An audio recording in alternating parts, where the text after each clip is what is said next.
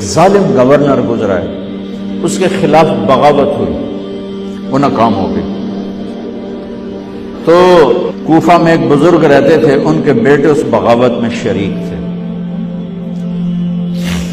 وہ چھپتے چھپاتے کئی سال کے بعد واپس آتے، ابن خراش ان کا نام تھا۔ ان کی سچائی مشہور تھی کہ ابن خراش جھوٹ نہیں بولتا۔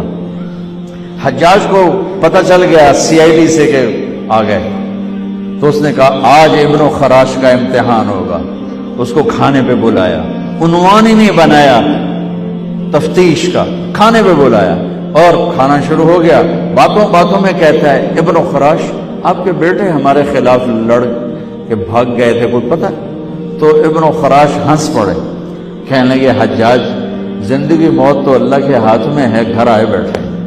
تو اس نے کہا تیری سچائی کو سلام کرتا ہوں۔